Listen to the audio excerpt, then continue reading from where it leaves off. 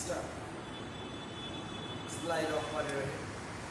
Welcome back to our online class, Foundation High School online class.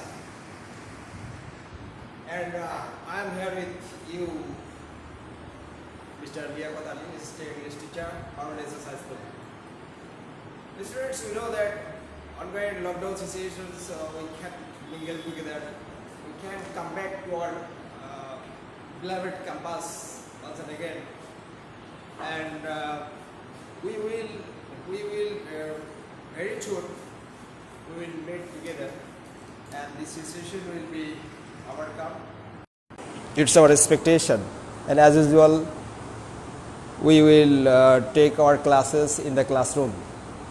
And the students who are at home, I advocate you, I suggest you to sit for reading, because the Education Ministry of Bangladesh has already declared that no auto promotion, that is, you must sit for the exam. You must sit for the exam. So I suggest you to come back on the reading room, that is on the reading desk table, and start reading. You know, your SSC examination is very close, so you should be very serious from this time, and I am here with you so that I can help you in such a situation. In this lockdown situation, you have to do a lot of works, that is your handwriting and any other thing you should do for the betterment of your career. You know, in our country there is lot of facilities for the students, but students have to come forward for this. I'll not elaborate my lecture here today, rather I should go for today's topic, and today I'll discuss with you on completing the sentence. All of my students requested me to take this class, and for better understanding, I am now with you speaking in the Bengali language. Look at this board. আমরা আজকে যে বিষয়টা নিয়ে কথা বলবো সেটি হলো completing the sentence, এবং এটি একটি মজার গ্রামাটিক্যাল আইটেম। তোমরা জানো এটা অর্ধেক অংশ দেয়া থাকবে এবং আরেকটি ক্লজ তোমার নিজেকে তৈরি করতে হবে।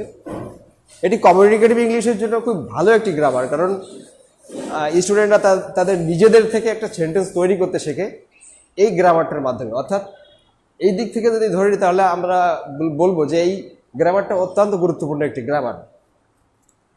আমরা কয়েকটি সেন্টেন্স লিখে রেখেছি আজকে, এখানে 5টি সেন্টেন্স লিখে রেখেছি। ইফের একটা নিয়ম আছে, অ্যাজ ইফের একটি নিয়ম আছে, হার্ডলি হ্যাড এর একটি নিয়ম আছে, ইফের আরেকটি আছে, সো ডট ডট দ্যাট এর একটি নিয়ম আছে। তো আমরা ইফ এর নিয়মটা সবাই জানি, কম বেশি সবাই জানি। ইফ দিয়ে সাধারণত সত্যযুক্ত বাক্য শুরু হয়, অর্থাৎ যদি অন্যভাবে বলি, সত্যযুক্ত বাক্যের শুরুতে ইফ বসে। আর আমরা আরও জানি এই সত্যযুক্ত বাক্য কিন্তু 3 প্রকার। কয় প্রকার? 3 প্রকার। 1 নম্বর হলো first condition, 2 number second condition, and the last one is third conditional. 1 নম্বর হলো ফার্স্ট কন্ডিশনাল। এই ফার্স্ট কন্ডিশনাল ইফ দিয়ে শুরু হয় এবং ইফের পরে ভার্বটা প্রেজেন্ট ইনডিফিনিট টেন্সে থাকে। অর্থাৎ কোন কন্ডিশন এটা ডিপেন্ড করবে ইফের পরের ভার্বটা দেখে আমরা চিনতে পারবো এটা ফার্স্ট কন্ডিশনাল নাকি সেকেন্ড কন্ডিশনাল নাকি থার্ড কন্ডিশনাল।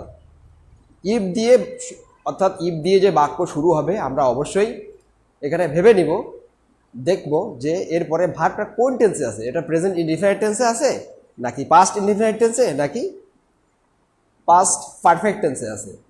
অর্থাৎ ইফ দিয়ে একটি বাক্য শুরু হলো, তারপরেই ভার্বটি প্রেজেন্ট ইনডিফিনিট টেন্স, তখন আমরা এটিকে বলবো ফার্স্ট কন্ডিশন। ইফ দিয়ে একটি বাক্য শুরু হলো, তারপরে ভার্বটি পাস্ট ইনডিফিনিট টেন্স, আমি আবারও বলি পাস্ট ইনডিফিনিট টেন্স, তখন আমরা এটিকে কি বলবো? Second conditional sentence.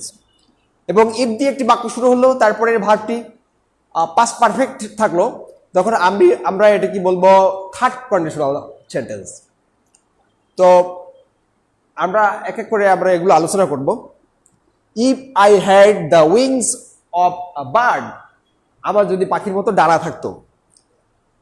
তো ইফ সত্য বুঝায়, যদি, ইফ মানে কি যদি, যদি তুমি আসো তাহলে আমি যাব, যদি তুমি আমাকে 500 টাকা দাও আমি ওই কাজটি করে দিব, যদি তুমি আমাকে সহযোগিতা করো আমিও তোমাকে সহযোগিতা করব। অর্থাৎ সত্যযুক্ত বাক্যের শুরুতে ইফ